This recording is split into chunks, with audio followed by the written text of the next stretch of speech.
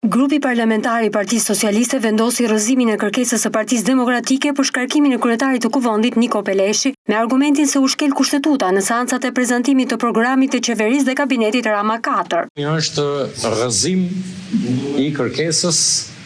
Uroj të kemi më shumë vota se sa kishim kur kishim zgjedhjen e kryetarit. Më herët Këshilli për Legjislacionin shqyrtoi kërkesën e grupit parlamentar të Partisë Demokratike për shkarkimin e kryeparlamentarit, mbledhje kjo e shoqëruar me debate mes kundërshtarëve politik. Kemi të bëjmë me një kërkesë të një grupi deputetësh të grupit parlamentar të Partisë Demokratike, saktësisht 36 deputet mos gaboj, çka e tejkalon atë parashikimin e numrit të nevojshëm deputetëve për të vënë lëvizje kuvendin për të çertuar një kërkesë të kësaj natyre, sipas nenit 114.4 të rregullores, dhe ka të bëjë me drejtimin e seancës nga kryetari i posa zgjedhur i kuvendit, zoti Niko Peleshi, në 2 seanca të veçanta, praktikisht në seancën e datës 16 shtator dhe në seancën e datës 18 shtator, në të cilat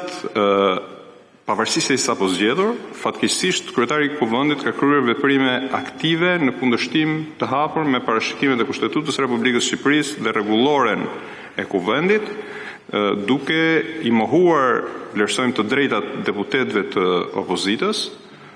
dhe duke treguar një anshmëri politike në drejtimin e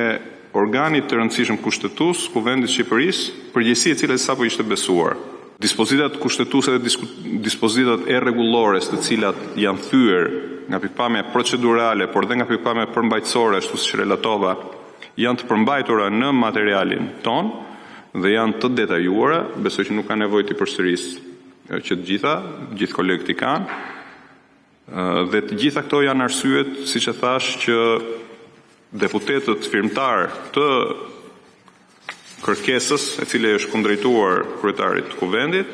janë 36 pra në respektim të parashikimit në 114.1 të rregullores,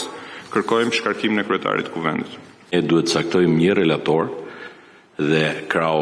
pjesa themi e majorancës, pasi jemi njohur me kërkesën që ka paraqitur zoti Kaso dhe këtu dhe që përgjithsisht replikoi atë që është shkruar në dokument, të marrim kohën e nevojshme, të caktojmë një njeri, të bëjmë një relatim dhe pastaj të vazhdojmë me diskutimin që në fundit mbase mund dalim me një mendim ose palët mund votojnë sipas pozicionit tyre politik dhe seancës do t'i shkohet me raportet ndara. Ndërkohë socialistët njoftuan ngritjen e komisioneve për reformën zgjedhore dhe reformën territoriale. Kryetari i grupit parlamentar të Partisë Socialiste Taulan Balla i bëri thirrje opozitës të plotësoj vakancat në këto komisione, por duket se një kod i ri zgjedhor dhe një hartë e re territoriale do të bëhet e mundur vetëm pas fushatës për zgjedhjet e parakohshme në 6 bashkitë e vendit, pasi socialistët tashmë janë të gjithë në terren.